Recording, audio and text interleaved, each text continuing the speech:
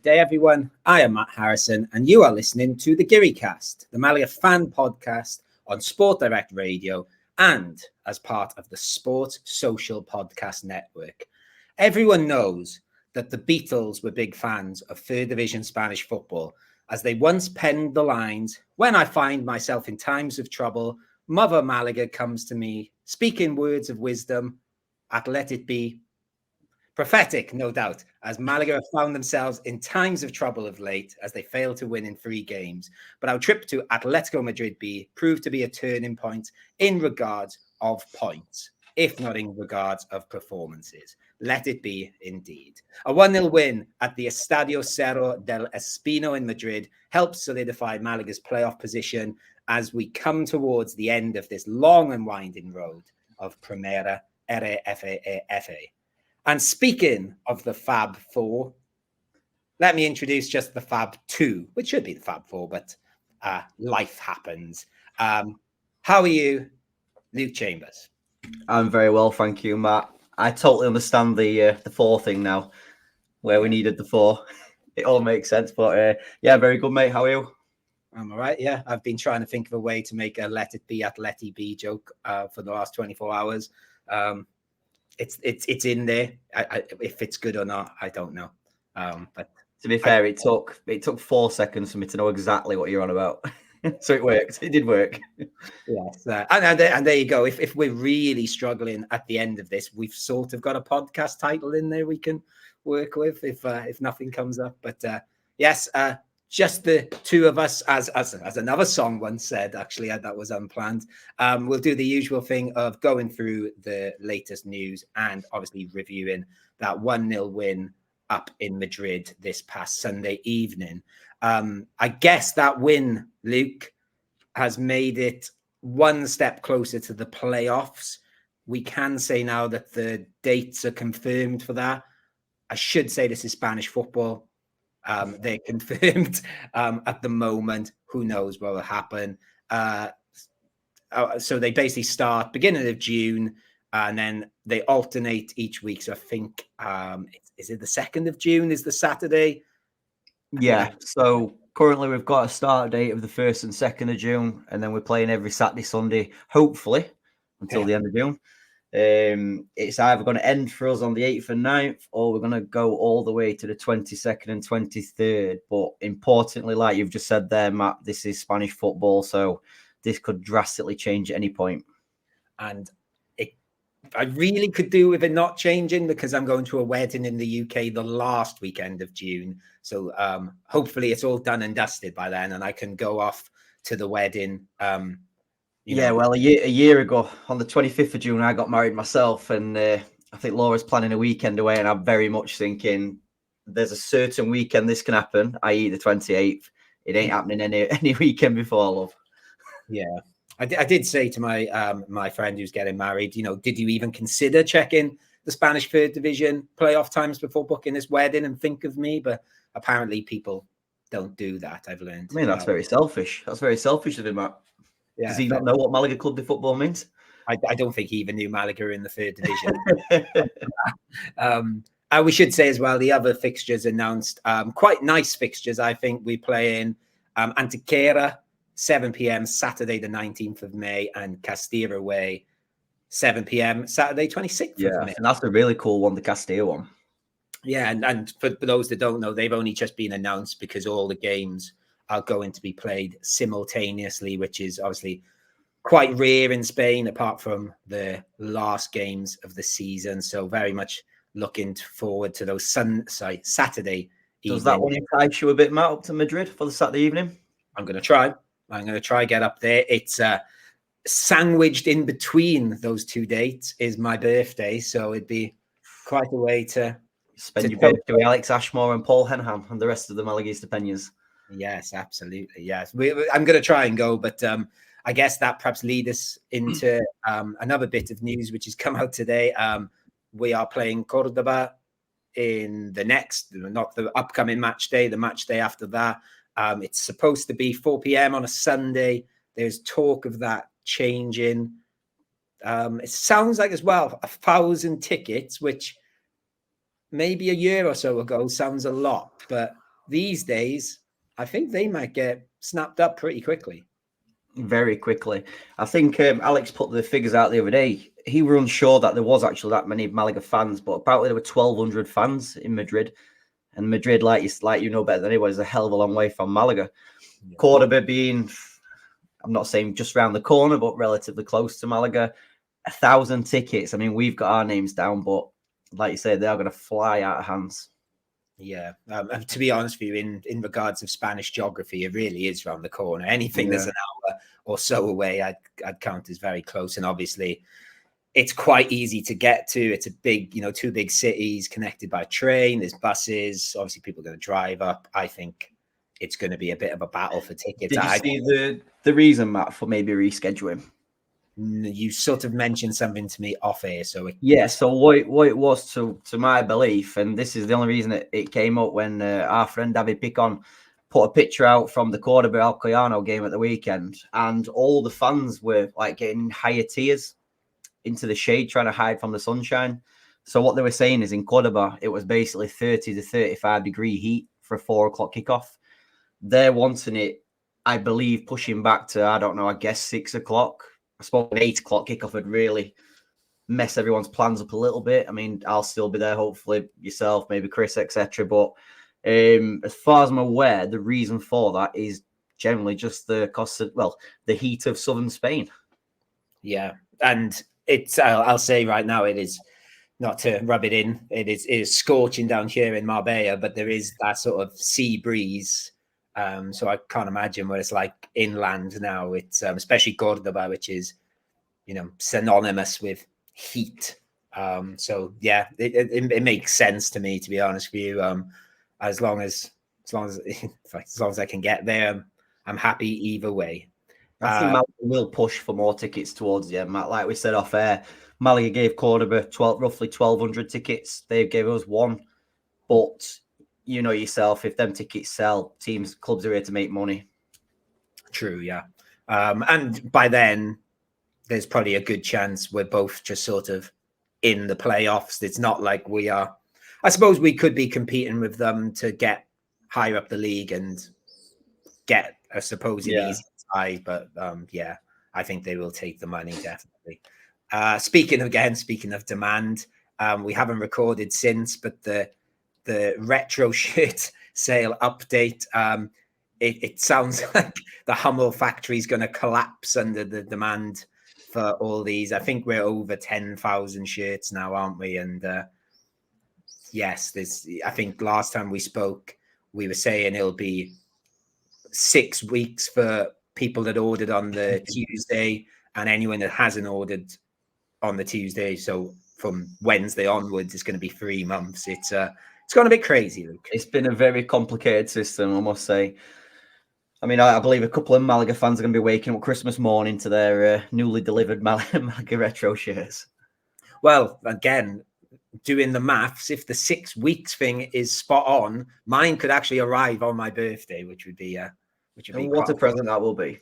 That would be quite a fun present, indeed. I've read somewhere actually, and I can't say I've dug deep into this, so I won't don't go fully along with this. But apparently, it's to do with Hummel have all these factories all over the world, and apparently the one which supplies like Malaga and Betis is the one in Portugal, and apparently that one's particularly small, so that's why there's an issue. That's why I read something like that is why there's issues. It sounds like you've dug deep for that bit of information, Max. That is some very cool information. Well, I don't know where I got that from. I haven't even made a note of it. It's just I definitely, again, that's what I'm thinking. Did I dream that? Did you see it on your walk doing the Camino? I don't know. Yeah, maybe. I didn't check where it is in Portugal, but it would make sense though. It would make sense. Them kind of clubs to have a manufacturer not too far away, I guess. Because obviously their bigger ones are in parts of Asia where they I guess labor costs are a little bit lower, to say the least. Which again, we're talking about costs. I just thought we'd perhaps mention it because we didn't mention it last week. The tale of the second oldest club in the Malaga area, Vélez Malaga. It's continuing to sort of not be a happy tale, but I thought we should perhaps give a shout out to the Malaga Peñas, who this past week have helped inject some money into the club, over 2,000 euros raised. For those that don't know, again, I don't know how much you know of the story, Luke, so feel free to interrupt if you think there's extra bits to add. But the club were meant to be taken over by some like French investors, and they sort of budgeted for what this French investment was going to give the club, and then the French investment sort of vanished, basically. I couldn't really find out why. It seemed like it might have been a bit of a pie in the sky project, and basically since then, since the start of the season, loads of players and staff have left. Like a hell of I think I wrote the number down somewhere, but I can't see it now, but a lot. And yeah, basically they've just been trying to stay above water ever since. And yeah, you say it's spot on, Matt. Like, it's a real shame for the club. Like you said, a very old, famous within the area and so on. But I saw the tweet come up, and then I also got a message sent from a Pena. It's great that these fans have done this kind of thing for a club, because there's so many examples in the UK where the big clubs are maybe 5 miles away. For prime example, Manchester's, with the Greater Manchester club struggling for money around broken promises, etc. I do believe that Malaga as a club are also trying to help Velez. To what extent, I'm not too sure. But yeah, fingers crossed they can survive and keep going. But you could really write a book about this. Yeah, really unfortunate tale for him.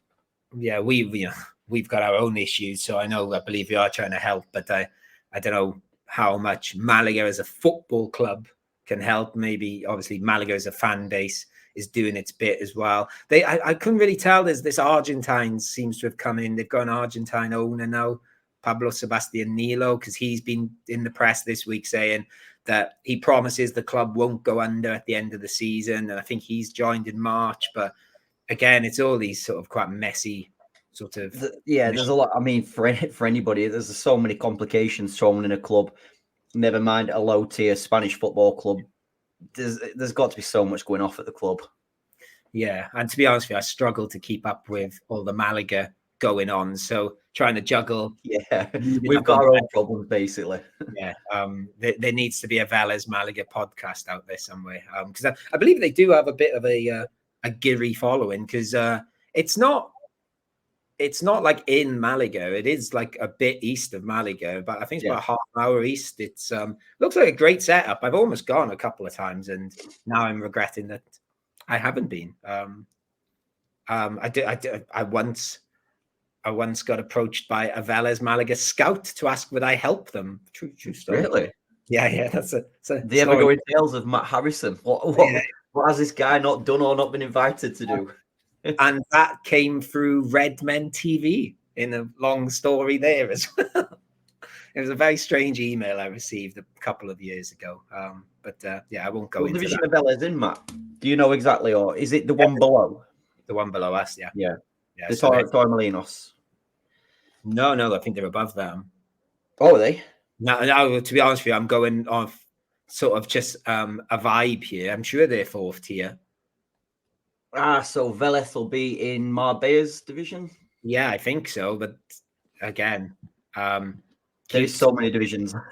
for anybody, I'm sure every Giri has at some point clicked and searched teams around Malaga, and there's so many teams around Malaga. Yeah, it's and also I quite like them because I own a Velez Sarfield shirt. Still scrambling to find the league they're in. Yeah, they play in the lower leagues. They're deep in Spain somewhere. I was pretty certain they're 4th tier, but I just you don't want to listen to me scramble around Google. There you go, 4th tier.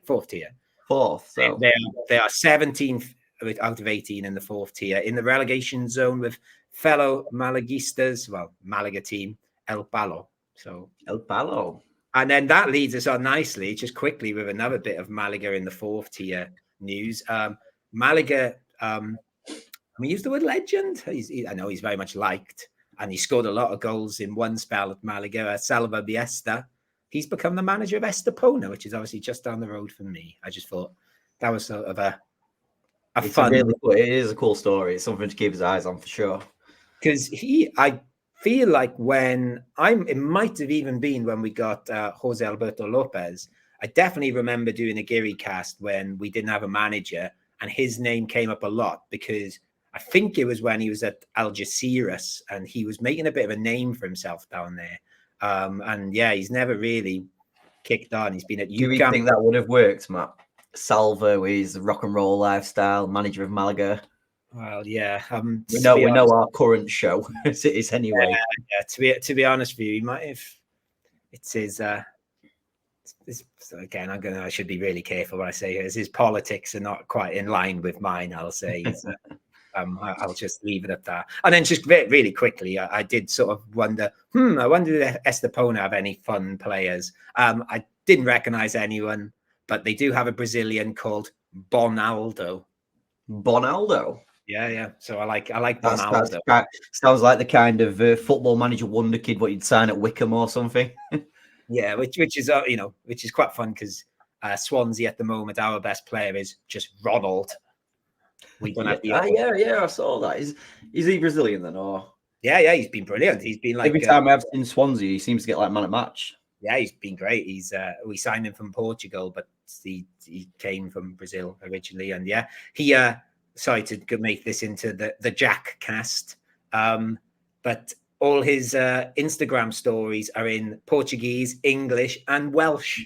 So really, yeah. So he's a real fan favorite then. I imagine he is becoming a fan favorite. So much so, there's already talk of how we're going to hold on to him. But yes, go listen to. There is. Go and listen to the Jack cast if you want to listen to more Swansea City coverage. I don't know if there's any Swansea fans listening to this podcast. No, anyway, there's more Cardiff. There's Cardiff fans that have listened. We've got Cardiff fans. Yeah, have we? Yeah. And I'm not going to name them. Is that why you're always a bit careful around how you speak around the rival? Yeah. Well, I thought you were going to say round La Rosaleda there, and I was going to say no. Cardiff fans are always welcome. Yes. Yes. Anyway. Let's go to that game against Atleti B. Speaking words of wisdom, Atleti B. Just I'll leave the singing to you, Matt. I'll definitely leave the singing to you. Yeah, well, again, that was a bit of a stretch. Okay, let's talk about because the game proved to be a bit of a stretch in the end. We thought it might be quite simple, but it proved tricky. But we did get the 1-0 win. But as always, we'll go back to the start. Starting 11. I guess you can tell me if I've missed out any sort of headlines here, Luke. David Ferreiro on the bench, Larrubia keeping his place, Victor back at left back. I don't think there's any other crazy changes. No, you've covered it all, Matt, and I think we're all in agreement. We didn't really have any issues with this team. No. Sent pretty solid for an away day. Atleti came into this in fine form as well, so we didn't really need to be changing 5 or 6 different things. It was basically position for position. So yeah, I've no complaints. Yeah, I suppose David Ferreiro could feel a little hard done by, but it gave, it was pretty cool to have a 4-prong attack, all of Canteranos with Larrubia, Kevin, Danny Lorenzo, and Roberto. I think maybe the thing with Ferreiro is we've got some very important games coming in the next 2 months, i.e. if we get to the playoffs. If it means Ferreiro missing 1 or 2 games, i.e. something like this, then I have no complaints with this because he's going to be key to us when it really matters. Yeah. The other thing I was going to mention, I mentioned Victor. I find it a bit weird still that we switch our left back a lot because I personally, I'm a big Victor Garcia fan and I like Danny Sanchez too. And obviously Diego Murillo played really pretty well the other week, but it's a really strange how we're rotating them around. I know there's been a couple of suspensions and stuff, but I hope we can just get Victor back consistent now. Yeah, I think like with your defense, there's no real need to mess around with your defense. And in truth, I think when Juande is performing well, that is our best. That is our strongest 4. Joaquin, Juande, Nelson Monte, and Victor. Like you say, he changes his. I say he changes his right back quite a lot as well. Whether that's during the game or whatever. Is it a bit of a pointless sub changing your fullbacks? But yeah, we need a solid base, and as you say, Victor seems to be in and out of the team a little bit too much. Yes. We obviously did a live stream on Sunday. If you're really bored, you could go back and watch that. That might be fun. We had Alex Ashmore pitch side for the first, well, not pitch side. He was in the press area, which just seemed to be a stand. But yeah, he was basically just there. He basically did what you did, but he could hear us. And he was sober. A really cool feature, though, I thought. It really brought something to it. And he had a mic, and he met some of the players later, which I don't want to talk about. You realise you've got to start taking the GearyCast mic around with you now. No, Chris Marquez will be expecting things. No, I will. I can project. Anyway, we talked about on the live stream. I think we were all in agreement that it was a very slow start from Malaga. Again, any sort of, can you put your finger on why we keep having these slow starts recently, Luke? Matt, I've been asking this question all season, and I'm still struggling to find answers myself. It's a problem we've had, whether the players are sent out with a message to relax themselves into the games. I have no idea. I can't see why that would be an issue. I mentioned a couple of weeks ago for the Granada Bay team, as a player, if you're coming out and say for that day, there's 50% of your fans, the away fans, you must be raring to go. You've got to get you must want to get out on that pitch and just 100% tempo straight away. So I don't know. It might just be an instruction, but we really do struggle coming out of the blocks. Yeah, I was wondering. I sort of praised them last week for being like not their start, but like the team getting a bit better at passing the ball and keeping the ball. Yeah. And I'm wondering if we're trying to do that at the start to slow the game down, and the other teams just sort of like ravenous and let's get at this big club Malaga. So there's a part of me, as much as I praise them for passing the ball around, I'm wondering whether it is just worth lumping it to Roberto for him to press people and just to get us sort of fired up a bit at the start. I don't know. It doesn't sound like a good tactic to me, but it was. I mean, there's the old saying in the UK and Champions League, and that I guess is for the away team to go and silence the home crowd. But effectively, at most of these games, Malaga are the home and away crowd. They're everything. We've done that before. Ball's kicked, really. Yeah, we definitely silence our own fans 10 minutes in. Yeah, but again, I think they had a couple of chances early on, but not as clear as they did later. And I think the first real chance of the game would have been Roberto's goal. Yeah, definitely. And like you've just mentioned, for anybody who did watch the live stream, they'll know that at the time we were a bit delayed because we thought we didn't have a clue. We thought it were offside, if anything. I think that was me. I think I was the one that shouted offside. But yeah, until we saw the replay, it was definitely onside. A big shout out to Atleti defense, who just really parted, allowed one of the most lethal, can we say, goal scorers in the league. The freedom of the 18-yard box, and Roberto took it very well. It wasn't really a Roberto goal. He actually had to take it as a finisher rather than a fox in the box. Yeah. Did you see how he described Danny Lorenzo's pass? No. So I'll see if you can fill in the blank. He called it a blank pass. Sexy pass. You're not, well, no, you are quite far off, actually. He called it a PlayStation pass. Sexy and PlayStation. I've never heard the two together, but well, a PlayStation pass. Yeah. Maybe like a little chipped triangle. Well, back in the day, it used to be a triangle, I think. Yeah, the chip triangle was always the one. Yeah, it was sort of a just spin on the ball and go, oh, there he is, ding. And it wasn't too easy, didn't it? At the time, it seemed too easy what had happened. Yeah, but actually, when I watched the goal back, I sort of forgot that like Danny Lorenzo did really well with the ball. Sort of was fired at him a bit, and he brought it under control really quickly, and then got it out from his feet, and out it went to Roberto. And like you said, he sort of put the goalie on the floor, really, didn't he? Yep. He sort of, I don't know if he showed him the eyes or something, but there's a lovely finish for a simple finish. Well. And who was there first to celebrate, as always? Alex Ashmore.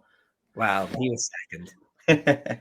Kevin's there with his arms outstretched, the greatest celebrator in football. If there's a goal to be celebrated, he'll be there. He's He's very good at being first on the scene. And in the last game, when we scored, I noticed he was one of the last there, but he's the one that jumped on top of everyone. Yeah, I think Kevin's the one who always looks for the camera for these celebrations. The boys know that they take hundreds of photos when these celebrations are happening. You never see a bad one of Kevin. No, he's thinking of his Instagram posts later that night. Exactly. But yeah, the goal, we thought, okay, now we're settled, but we didn't settle, did we? No, we really didn't. I think it was all Atleti from half-hour mark until half-time. We seemed to become very lazy all of a sudden. We seemed to switch to more of a counter-attacking play as well, which doesn't always work for Malaga. I think Malaga are a much better team when we've got the ball. The players like Manu, etc., just not killing the game because there's a lot of games to be played, but we're a better team with the ball than chasing. Yeah, apart from when we get to the sort of 20 yards out and Although Danny Lorenzo found that gap this time, but there was still again a few. I'd say I can't think Atleti didn't really have any of their clear chances, because in my head all the good chances were second half. But yeah, so in the first half, I mean, as we're going to talk about in a bit, but Herrero never made a save for the first 45. We'll talk about the second 45 in a minute, but yeah, Atleti started to look dangerous, but I think it was very much like a Malaga situation. They're good until the final third and then kind of run out of ideas a little bit. Yeah, I think, and again, sorry, I feel like I've brought him up twice in a row. I think the only one that looked like he could do something was Kevin. Not that he was. Kevin, I think we said on the live streams, Kevin looks best when he's driving at players. And he definitely started the game in that way. And just something like we stopped using him. I think he got 2 or 3 of their players booked. He had Bona in a real problem all game. Forgot about Bona. As Kevin were dragging these players in and getting them booked, it's as if we stopped using him then. And to me, it's strange. Keep giving the ball to Kevin, let him drive at him and potentially get a red card. Yeah. Did things get any better in the second half? Personally, I thought we came out well in the first 15 minutes. I mean, Roberto had a header, which the goalkeeper made an unbelievable save. I forgot about that. Really great save. And then I was trying to think if this were offside or not, but I can't remember who assisted it. But basically, Roberto had a volley about the penalty spot. The keeper came out, made like a bit of a starfish kind of save. Really great save. I just can't remember if it were offside or not. No, I don't think it was. Basically, that was about it for quite a long time for us, I'm afraid. Yeah. Do you think Atleti should have scored one of their chances? Oh, how many? Yeah. This was really it was strange because I was kind of waxing lyrical at the start of the game about Diego Bri, Nino, and El Jabari, the front three for Atleti, who have all got 10, 9, and I think it's 6 goals between them. So you're thinking you don't give these boys many chances, but I think if they were still playing now, they would not have scored, because there wasn't just bad chances, there was absolute sitters. Yeah, they were. And Alfonso there for some of them, as always. We run out of words for Alfonso, don't we, basically? We really do. To just play the Alfonso superlative audio, press that button there. Come, Nick, if you're listening, can we get, we have the graphics at the start. Can we just get the Alfonso superlative button just so we press it? Because I'm getting bored of talking about how good he is now. And then, I suppose the other main talking point from the second half, and that's definitely something we talked about on the live stream, was Sergio Pellicet's substitutions. Is there any we want to highlight in particular? Really baffling. I've got written down the first 2, especially Aviles. I don't understand this change whatsoever. Sangale, Sangale can come and do a job, but why to change Aviles and Sangale for Kevin and Genaro at 1-0 when Kevin still looked fresh? I don't think Genaro did anything too wrong. But then to follow it up by bringing Musa on at right back, where I'm a fan of Musa and he can do a job at right back, I believe. But this is where it all went crazy. Yeah, but in Pellicet's defense, from what I've read since, it sounds like Joaquin had a little bit of a knock. I don't think he was fully injured. And he said something along the lines of he felt he had to bring Musa on because he's been really unfair with Musa, which I thought was interesting. I don't think. I definitely see that, but it sounds a bit Sunday League. Yeah, they're true. That's what I thought as well. I was going to say he's fair enough having a bit of a sense of, I've been a bit harsh with him, but not at the. I mean, in all fairness, Matt, I think Musa is one of them players who can play anywhere along the back four, even a holding midfielder. But it was a shift in formation, which we very quickly noticed, where it seemed like we were playing with Victor at left fullback, 3 narrow centre halves, and then a huge gap, which were apparently David Lanubia, which seems crazy to me to play a cute number 10 as a right wing back. Remind me here. I don't know if I've just made this up. Didn't Alex even rejoin the live stream just to tell us David Larubia is playing wing back, or did he just text us immediately? No, yeah, he joined because we were all that baffled, I think. And I'll be honest, Matt, I think Sergio Pellicer were really, really lucky with this because this could have really backfired quickly. Yeah, and obviously Dione coming on for Danny Lorenzo didn't really work either. I guess we've got to give another shout out to Ramon who came on and good again. Didn't have as long to have as much of an impact as the previous game he played. But did you see the celebration pictures after, Matt, at all? Yes, but a couple of the players obviously had the shirts off, some giving them away, maybe. But Ramon, Jesus Christ, Ramon is ripped. Oh yes, no, I did see absolutely ripped up. Yeah, and because we've sort of, I don't think we've sort of made a bit of a joke of him looking a bit more like not fat, but he's sort of build, isn't it? His general build. It is his arse, isn't it? His arse makes him look a bit of a funny shape. It works. It's an effective arse. It keeps him balanced and pinging nice balls. So I guess I don't know. Is there anything else you want to mention in the game before we perhaps talk about things that happened after? I just personally think I would love to know the exact condition of Ramon in terms of his fitness, because when he's on that pitch, we are a totally different team. Even for this last 15 minutes, we were nervous as hell when we were playing 4-7-8-9 formation, whatever the hell it was. So if we can get Ramon on the field for, I don't know, an hour to 90 minutes, we'll be a totally different team. We really will. I agree. So are we sort of happy with the 3 points? Oh, obviously, we're always going to be happy with the 3 points, or are you more concerned with the performance? I think the thing is, Matt, this time, at this point in the season, you've got to be happy with 3 points no matter what. I'm personally happy with it because I thought that it could have been potentially a tricky game. Yeah, I think you guys sort of scared me before the game, I think, because I've just been like, yeah, we're in the playoffs. And then you guys started talking about all these doomsday scenarios. Well, that are it. And I was like, oh my God, we've got to win. That are it. I mean, for the previous weeks, I think every time we've been previewing a team, they're unbeaten in 5, they're unbeaten in 9, they're unbeaten in 7. And although we've drawn a lot of games and we are 9 unbeaten, we're on great form. The performance, the like you've just said, the concerning part is the performances haven't been there for probably 75% of these games. But it was vital we got the 3 points at the weekend with Ceuta, Recre and Real Murcia all winning. Yeah, we've been looking up all season, and these guys behind us are starting to catch up with these couple of draws. So we've kept what's the gap? We're 8 points, and I think that should do us now to the end. Hopefully, but if we didn't beat Atleti and these guys won, and then if somehow Murcia come to La Rosaleda at the weekend and win, then we are really stunned. But yeah, for me, great win.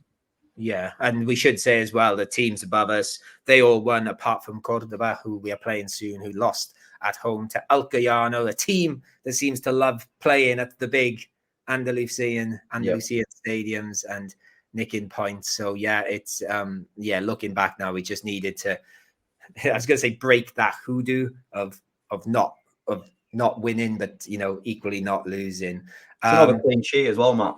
It is another clean sheet. We said on the lives, come playoff time, teams aren't going to want to come to La Rosaleda because we can be boring as hell, home or away. We don't concede goals. End of the day, knockout football, you need to score goals. Yeah, and we should say, I think you've referenced it, but just to perhaps drive the point home, they hadn't lost at home for 6 months. Yeah.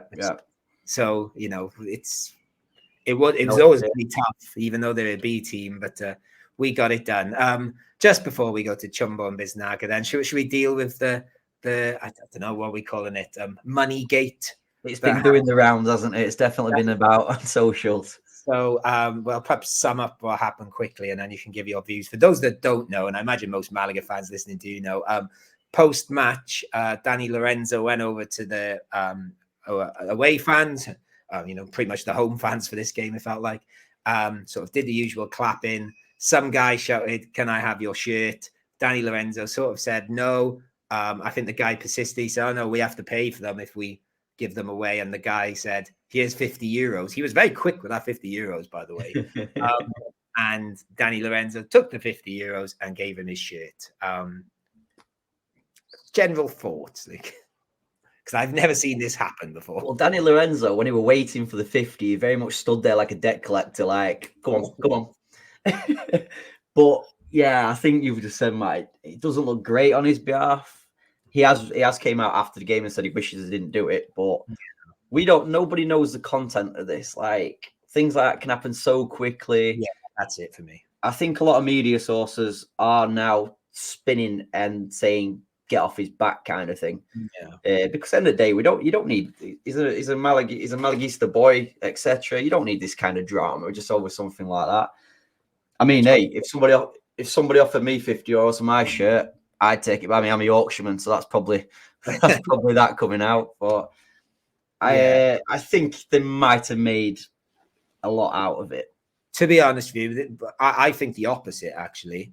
I totally agree with what you said, but I don't think it does. It just doesn't look great, does it? I wasn't particularly I wasn't offended by it or anything. No. But I was genuinely worried that a lot would be made of it. And actually, apart from people being a bit jokey about it, I think it's largely gone a bit that was silly. And that's it, which actually I thought it might become this big drama for a day or two. But I think he's still a young boy, isn't he, as well? He's still young. And like you said, literally it was like a split second, was it? This guy's got 50 euros and he sort of dangled it in front of him. And yeah, he should have gone, "Oh, no. But he was sort of and he sort of panicked and just took it, didn't he? I wonder what happened when he got back into the dressing room. Oh, God, guys. All those memes they make about each other. I was expecting to see one of that. And obviously I've seen some fans make memes, but yeah, it's fine. And hopefully he goes, "Oh yeah," like you said, he's realized it was perhaps a little bit of a silly thing to do. And just leave it at that and not do it again. Just quickly, because you said you read something from David Picon before we pressed record, something about, you say 6 shirts? What was the thing you said? Yes. So basically, so what I'm reading into this from David Picon is each player gets 6 shirts to basically give away. Well, not give away, but you own 6 shirts per season. You can do as you please with them shirts, I guess, and then you have to start paying for them. So maybe what he said in terms of it costs us 50 euros per shirt. Well, apparently if they pass, they pay out of their own pocket. Special cases, those of their presentation shirts do not count. They have a 25% discount for all employees, and several of them have already given away 6 or more shirts. So I don't understand half of that. However, the last bit, we know that these Malaga players like to enjoy a celebration at the end of the game and very freely chuck the shirts away. So I believe half of them are chasing 50 euros, not just Danny Lorenzo. Half of them in debt, yeah. Been funny if they did it with the 120th anniversary shirt at half time, and then they're like, "Lads, there's no more. You've got to wait. You've got to wait till how much?" So the game's finished. Una Gitana Loca's bouncing around. Kevin Medina is within 10 yards with the centenary shirt. How much are you waving at Kevin for this shirt? God, it makes it sound like a warm shirt. Like slipping money in his shorts, like a lap dancer. That's a good question, because I suppose I paid 60 for one, that isn't a match one. I'm not. It were a warm day that day. I'd probably go off. I'm not that bothered about match worn shirts. Maybe 150. I always find it a bit strange, match worn shirts. Like, yeah, me too. Surely you wouldn't wash it because that takes away the match worn, but you don't be wearing a dirty shirt. Yeah, I think we spoke about. I did accidentally get Jonas Romolo's shirt at Andorra away last year. It was literally thrown at me, and I tried to give it to some kids, Malaga kids, not just on the street, and they didn't want it, so I ended up with it. And then I thought, oh yeah, I was going to give it to the tavern, which they've got it now, and they've still not put it up. They said, oh, we'll do it one day, and I was like, it's fine. But I did wash that because I thought I'm giving it to the tavern, and I thought, do I really need to collect Jonas Romolo's sweat? I thought, but yeah, I think Kevin could haggle with me a bit, but I wouldn't go silly. I would just say, oh, enjoy the shirt, Kev. Anyway, Chumbo and Biznaga to finish off then. So again, I think it's quite similar to the last episode we did, where there's a lot of meh. Yeah. So I think both were quite difficult. I came to my conclusions quite quickly, but not like convinced by them either. So let's do Chumbo first. Who's your Chumbo? Yeah, so I don't normally give two, but I've got two here. But again, like you said, Matt, there's been a lot of these games lately where it could be anybody, I guess. But the two I've gone for, and it's nothing to do with the shirt gate, I've got David Larrubia and Danny Lorenzo, purely because I expect so highly of him and don't always deliver. Danny Lorenzo's been in great form, to be fair, but I don't think they had any impact on the game at the weekend. I think Danny Lorenzo's got a bit of money knocking about that he could convince you otherwise. Yeah, I mean, I'm always open for a bit of money. Well, I didn't. I've got one of those names written down as David Larrubia. I just think he's just a non-entity in this game. Do you think this season's worked out for him, Matt? He's the biggest disappointment of the season for me. Yeah, big time. And in those first few games, he looked like so dynamic, and he's not new to the league. Obviously, he played for Merida last season on loan, and they all had loads of praise for him, as did Danny Lorenzo, of course. I expected so much of him this year, and yeah, I've got to be honest with you, he's been a big disappointment. He teases us every now and then. There's been, remember he came off the bench a couple of weeks ago, and we're like, that's what we want to see. And then he was good the next game, but I don't know what's going on with him. I don't know if it's the position or because he's had his chances as well. I mean, I know he's been in and out of the team lately, but he was pretty much a starter come the beginning of the season. He just seems very lightweight and a bit slow for me. Yeah, that's it. And I don't think he is slow. No. He does take a bit of time to build up speed, but yeah, it's just I don't know. I think there's a really, really good footballer in there. Definitely. Quite unlocked it. And he has had his chance at number 10, but if you give me the option of Danny Lorenzo or David Larrubia at number 10, now it'd be Danny Lorenzo by a country mile. Biznaga then again, sort of tricky. I kind of walked into this because it were a 1-0 win. But for me, in a game like this, it's got to be a match winner. Not just for his goal, though, but I just think Roberto's work rate, what he does along that front line, is just unbelievable game in, game out. So I tried to dig deep for anything else, and I really couldn't. The fans, Biznaga came through 75% Roberto as well. So I am therefore going with the fans, and it's Roberto. Yeah, I've got 3 names written down, really. I think probably the biggest impact on the game, but didn't last, there was probably Kevin. I think he was the one who did, like, for that short period, like, especially, like you said, the first 35 minutes or so, and then he was good for the rest of it, but maybe not as dynamic. So I did think of him, and then I thought, Alfonso Herrero again, just because he's Alfonso Herrero. But yeah, I've just gone with the same logic you have. Yeah. Roberto just again, I don't think we've given it to him for a bit, and he's just digs deep, doesn't he? And I'd like to say some positives about our back four regarding another clean sheet, and like put the stat out today. I think that's 17 clean sheets this season, but we gave chances away.